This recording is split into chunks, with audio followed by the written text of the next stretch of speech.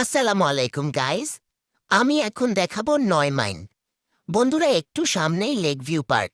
পার্কটা আমার কাছে খুবই ভালো লাগে। লেক ভিউ পার্ক আপনাদের অন্য কোনো একদিন ভিডিওতে দেখাবো। আসুন আজকে আমরা একটু প্রকৃতির ভিউ দেখি।